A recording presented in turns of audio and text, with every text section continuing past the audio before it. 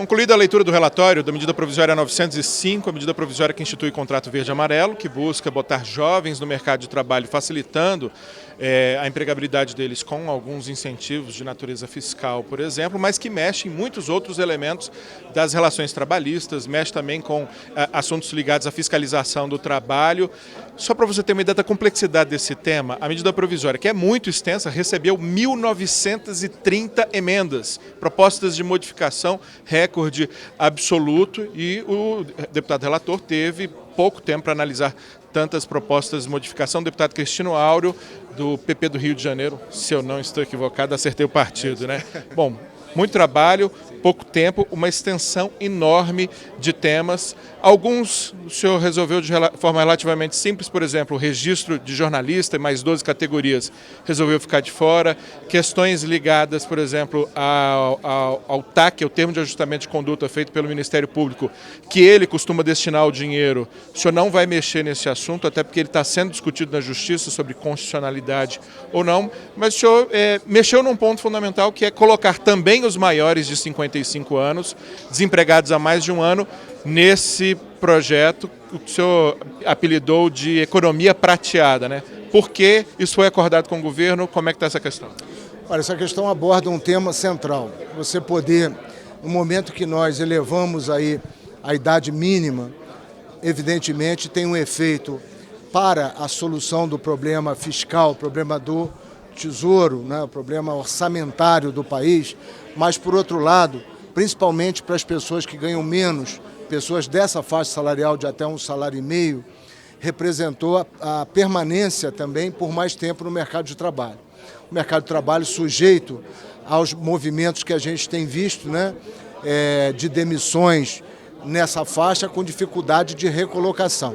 Então, ao mesmo tempo que nós mantivemos o apoio para os jovens, né, de 18 a 29 anos, acreditamos que pessoas com mais de 55, formando ali uma mescla nessas equipes, pessoas mais experientes com mais jovens, tendem a contribuir para formar nas empresas uma cultura adequada, né, um respeito mútuo, e ao mesmo tempo resolve os dois principais problemas do mercado: jovens que precisam ingressar e pessoas de mais idades que, permanecendo mais tempo sem vínculo, vão cada vez mais se distanciando dessa oportunidade e virando, ao invés de um contribuinte da Previdência, virando um cliente possível para o BPC, porque na condição de não contribuinte, a condição de não trabalhar leva as pessoas a essa situação de assistência social. E aí, para acomodar essa parcela a mais que o senhor está colocando, o senhor está aumentando o número de novos empregados de 20% para 25%, ou seja, se alguém tem 100 empregados, vai poder contratar 25 pessoas mais, sejam jovens ou sejam pessoas com mais de 55 anos empregadas há mais de um ano. Exatamente.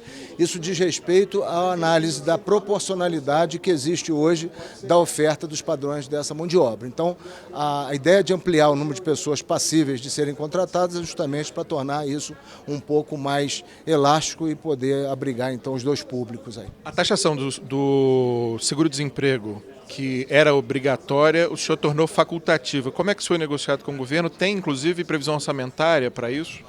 Tem previsão orçamentária, o Congresso tem autonomia para fixar, através do orçamento impositivo, essas alocações, e nós usamos, evidentemente, dessa prerrogativa. Responsabilidade fiscal preservada, nós temos isso registrado, se forem procurar no orçamento, vão encontrar essa rubrica lá, carimbada com a medida provisória 905 no valor de 1,5 bilhão. Esse valor é suficiente para cobrir a compensação que nós estamos fazendo ao tirar do empregador o peso das contribuições sociais mais significativas, né?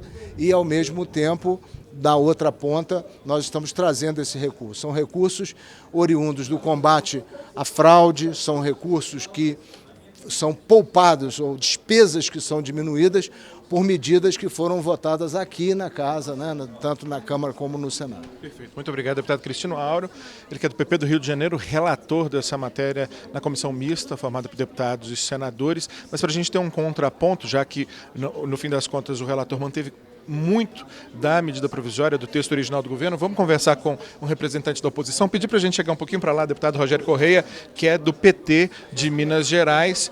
O deputado relator fez algumas amenizações em relação às questões iniciais colocadas pelo governo. Por exemplo, retirou a questão dos 13 registros profissionais que estavam sendo extintos, que era uma das demandas, por exemplo, do seu partido. Devolveu os sindicatos para negociação sobre participação nos lucros e resultados, mas, de um modo geral, manteve muito do texto original do governo. Gostaria da opinião do senhor, o que mais incomoda na manutenção do texto original? Bem, primeiro, enaltecer o trabalho do relator, porque ele se debruçou sobre o tema. Mas é o que eu digo, né? Pau que nasce torto, morre torto. E essa medida provisória é a medida provisória que veio para agradar os patrões. É a chamada Bolsa Patrão, como o Diese colocou, ou a carteira sem direitos. Então, na prática, permanece este conceito de que o patrão será desonerado, o desempregado terá que pagar por essa Bolsa Patrão e essa desoneração, a multa que o patrão terá para demitir é menor e isso possibilita que ele coloque no lugar do trabalhador que tem os direitos, um trabalhador que não tenha direitos. Então a carteira verde e amarela continua com todo esse defeito, né, que ela tem de início. Então é um pecado original. Nós vamos tentar reverter isso ainda nos debates e com emendas que apresentamos nesse sentido, para ver se a gente desmancha a essência dessa medida provisória. Eu vou citar alguns exemplos aqui de questões que estão muito em debate. Por exemplo, a dupla visita de fiscalização. Pelo texto, um fiscal não poderia multar na primeira visita, só poderia multar na segunda. O relator, em relação a esse tema, diz que faltas muito graves vão ter que ser multadas já na primeira visita, como, por exemplo, falta de assinatura de carteira de trabalho. Sim. Ele manteve, por exemplo, que para a indústria vai ser um domingo de folga a cada 7 trabalhados e um domingo de folga a cada 4 trabalhados no comércio, algo que havia uma reclamação muito grande dos trabalhadores. Em relação aos bancos abrirem no sábado, ele disse que só aquelas atividades que não gerem risco para a segurança pública. Acredito que caixas, por exemplo, talvez não funcionem no sábado, como era a expectativa dos bancos. Análise desses pontos e de alguns outros que o senhor considera importantes. Não, considero que o relator fez um trabalho de procurar minimizar o que tem de nefasto dentro da medida provisória. Mas a essência dela se mantém, bem porque se ele derrubasse isso, derrubava a medida provisória.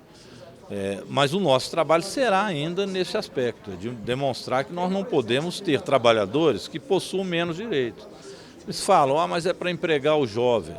Ora, você pode ter um percentual obrigatório de emprego para jovens mantendo os mesmos direitos. Isso é uma emenda que nós apresentamos que evidentemente joga por terra toda este blá blá blá de que para gerar emprego tem que tirar direito. De onde está escrito isso? De forma alguma. Se há uma necessidade do patrão contratar mais pessoas, que ele contrate com os direitos. A renda dos mais pobres no Brasil já diminuiu muito, a renda dos trabalhadores diminuiu muito. Por que nós vamos trabalhar? Para diminuir a renda, colocar menos dinheiro no mercado para girar a economia, arrochando o salário de trabalhadores. Isso não dá garantia nenhuma que haverá crescimento econômico ou geração de emprego. As emendas acatadas, tanto parcialmente quanto na íntegra, alguma vocês consideram positiva? Bem, não vamos fazer uma análise ainda detalhada, né? Mas ele fez a leitura de algumas que sim, pontualmente já melhoram o conteúdo, mas como eu disse, melhora perifericamente. Mas vamos aguardar, vamos ter o carnaval para fazer essa leitura, mas o que eu quero dizer aos trabalhadores e trabalhadoras brasileiros é que a essência do problema está mantida. Não se derrubou a essência da medida bolsonarista, que é exatamente retirar direito, demitir trabalhadores com direito e empregar trabalhadores com menos direito. Isso é mantido, infelizmente, na medida provisória e é isso que precisa ser derrubado. Okay. Deputado Rogério Correia, PT de Minas Gerais, integrante dessa comissão mista que analisa a medida provisória 905, que agora será discutida após o Carnaval, e prepare-se para uma discussão um pouco mais extensa, e depois votada aqui na comissão para ser encaminhada ao plenário da Câmara e depois ao plenário do Senado. A MP estabelece o contrato verde e amarelo, um contrato com menos encargos, um contrato simplificado para empregar pessoas até 29 anos que nunca tenham sido empregadas, para dar a esses jovens a primeira experiência, mas a crítica é de que reduz muitos direitos, diluindo, por exemplo, o 13º, reduzindo contribuições, reduzindo benefícios como o FGTS e que, pelo relatório, um regime fiscal diferenciado que vai beneficiar também aquelas pessoas com mais de 55 anos que estejam desempregadas há mais de um ano, num percentual um pouco menor do que a quantidade de pessoas que previa-se empregar inicialmente, que é 20% a mais de emprego em cada uma das empresas que resolverem fazer as contratações nessas condicionantes. A gente vai continuar acompanhando o tema, repito, muito debate, muita polêmica, 1.930 emendas, propostas de modificação do texto, número absolutamente recordista de sugestões de modificação numa medida provisória já registrada, e a gente vai levar até você como andam essas questões, esses debates aqui no Congresso Nacional. A qualquer momento tem mais notícia, mais novidade para você agora na Câmara.